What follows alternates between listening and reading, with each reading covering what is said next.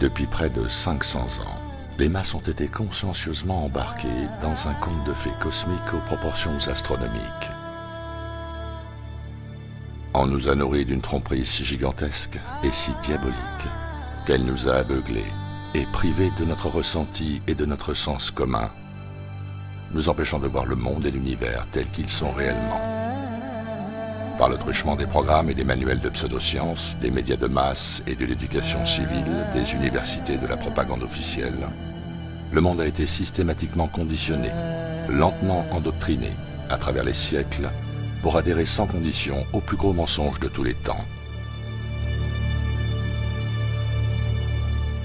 Il est évident que la Terre est un plan, et ils disent pourtant qu'elle a une courbe. Il est évident que la Terre est fixe, ils disent pourtant qu'elle tourne. Il est évident que ce sont les cieux qui tournent autour de nous. Ils disent pourtant le contraire. Tout comme il nous apparaît, le Soleil, la Lune et les étoiles sont en mouvement au-dessus de notre Terre, qui se trouve être le centre immuable et stationnaire de notre univers. Le pôle nord magnétique est au centre des deux, de la Terre et de notre univers. Polaris, l'étoile du Nord, est toujours remarquablement située au centre du dôme céleste, sous lequel la Lune, le Soleil et les étoiles effectuent leur révolution en cercle.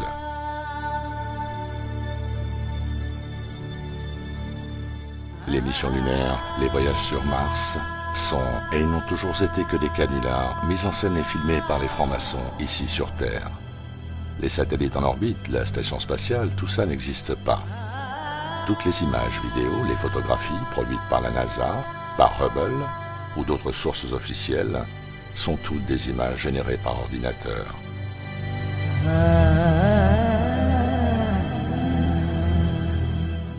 La réalité est que l'Antarctique est un mur de glace géant retenant les océans, que le pôle Sud n'existe pas. Plusieurs anomalies entre l'Arctique et l'Antarctique ne vont pas dans le sens d'une Terre-globe. Le soleil de minuit en Arctique nous prouve que l'univers est géocentrique.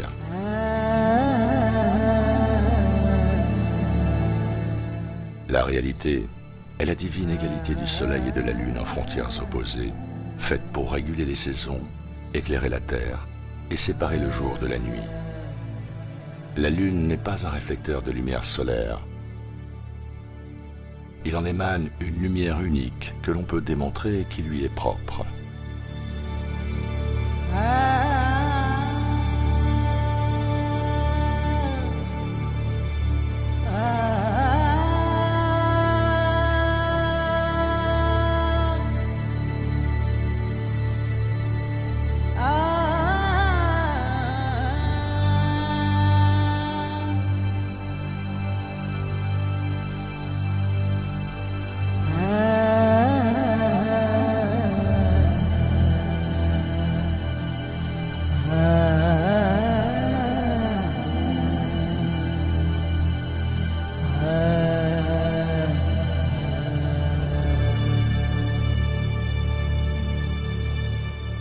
On nous a enseigné, en dépit de l'expérience et du sens commun, qui nous indique sous nos pieds une terre plane sans mouvement, que celle-ci était en fait une énorme boule tournoyant sur elle-même à la vitesse de 1600 km/h, oscillant sur son axe vertical, penché à 23,5 degrés, tout en orbitant autour du Soleil à la vitesse incroyable de 108 000 km/h. À l'intérieur d'un système solaire virevoltant lui-même à l'hallucinante allure de 805 000 km/h autour de la Voie lactée, qui, à son tour, fonce à travers l'univers en expansion permanente depuis le Big Bang, à la vertigineuse vitesse de plus d'1 milliard de kilomètres/heure. Mais de tout ça, nous ne ressentons rien.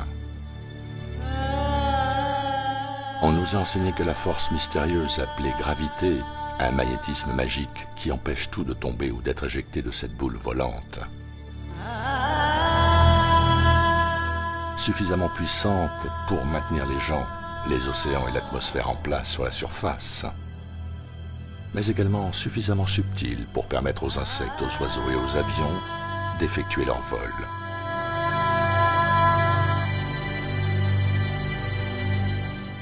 La réalité est que notre univers fut intelligemment conçu par une force créatrice, avec un objectif, une intention, certainement pas due au hasard, résultant d'un inexplicable accident cosmique. La réalité est que la vie, la conscience, l'incroyable beauté, diversité et complexité de la nature sont le résultat d'une création divine.